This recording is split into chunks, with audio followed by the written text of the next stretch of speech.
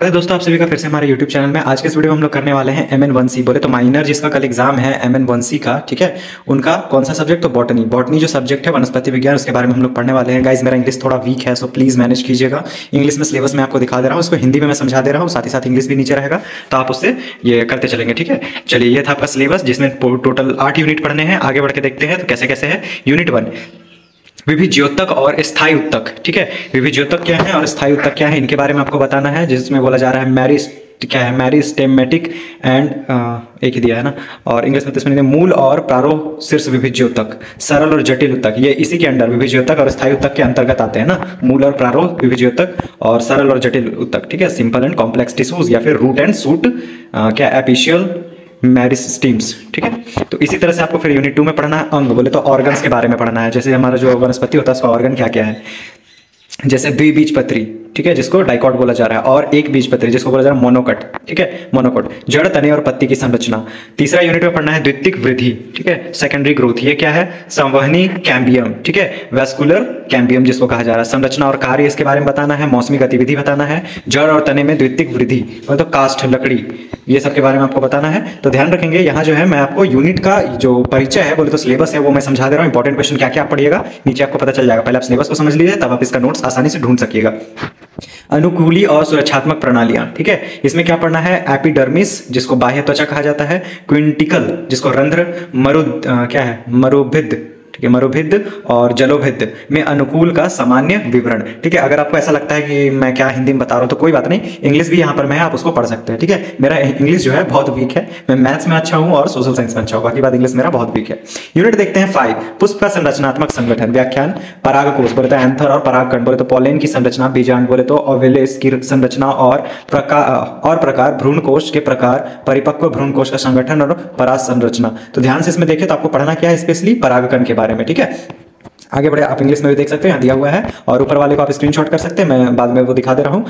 Unit 6 आपका परागकण और निषेचन। इसमें क्या है? परागकण की क्रिया, विधि और अनुकूल। परागकण का कैसा क्रिया होता है और किस अनुकूल में होता है, किस परिस्थिति में होता है। जिसमें दोहरा निषेचन, ठीक है, डबल फर्टिलाइजेशन, बीज संरचना उपांग बोले तो अपेंडिजेस, और प्राकीर्णन बोले तो क्रिया विधि, ठीक है। इन सबको आप अच्छे से देख लेंगे। 7वां है भ्रूण और भ्रूण पोषण।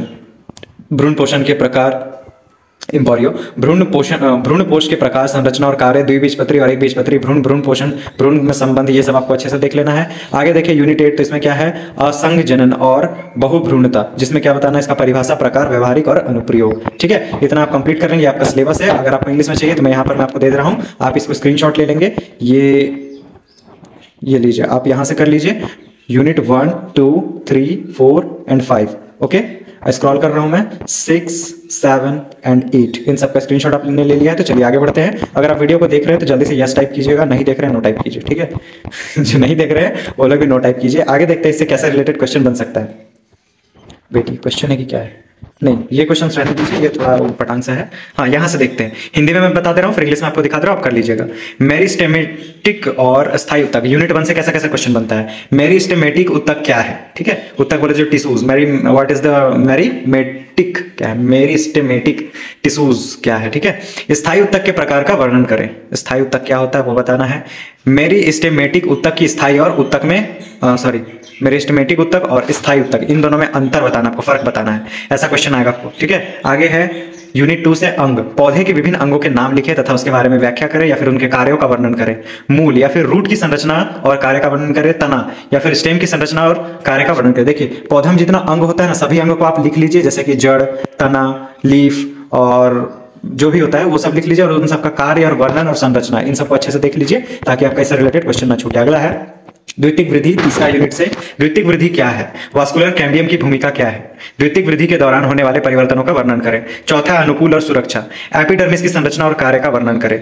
क्यूटिकल और स्टोमेटा की भूमिका क्या है? जेरोफाइटा और हाइड्रोफाइटा से में अनुकूलन का वर्णन करें। अगर आपको ये नहीं मिल रहा है ना, तो आप क्लास 9 का बुक खोलो। क्लास 9 का बुक में, साइंस बुक में आपको सारा चीज मिल जाएगा, ठीक है। कौन सा? जैक बोर्ड का जो क्लास 9 का बुक है ना, जैक बोर्ड का, वो वाला खोल करके देखना, उसमें आपको सारा मिल जाएगा। उत्तक नाम से चैप्टर है। आगे बढ़े तो फूलों की संरचना। फूलों की संरचना का वर्णन करें। आगे है एंड्रोसियम और गाइनोसियम की भूमिका क्या है? परागकण और अंडाणु की संरचना का वर्णन करें। ये 5 यूनिट। 6वां यूनिट में परागकण और निषेचन से क्या पूछा जाएगा? परागकण क्या है? निषेचन की प्रक्रिया का वर्णन करें। परागकण और निषेचन के महत्व को समझाएं। सातवां है बीज और फल। बीज की संरचना और कार्य का वर्णन करें, फल की संरचना और कार्य का वर्णन करें, बीज और फल के महत्व को समझाएं। ठीक है, यही तीनों में से कोई भी इंपॉर्टेंट क्वेश्चन बन सकता है। आगे बढ़े तो 8 क्या बनता है, एपोमिक्स और पॉलीएम्ब्रियोनी। इसमें क्या है, एपोमिक्सिस क्या है ना, पॉलीएम्ब्रियोनी क्या है, एपोमिक्सिस और पॉलीएम्ब्रियोनी के महत्व को समझाएं। ये हो गया आपका इंपॉर्टेंट क्वेश्चन, उसी को मैंने इंग्लिश में ट्रांसलेट किया, आप देख सकते हैं। What is meristematic tissues, describe the type of permanent tissues, what is the difference between meristematic and permanent tissues. Chapter 2 है organs, name the different organs of plant, describe the structure and function of roots, describe the structure and function of stems. Chapter 3 बोले तो unit 3 से है, what is the secondary growth, what is the role of vascular cambium, describe the changes that occur during secondary growth.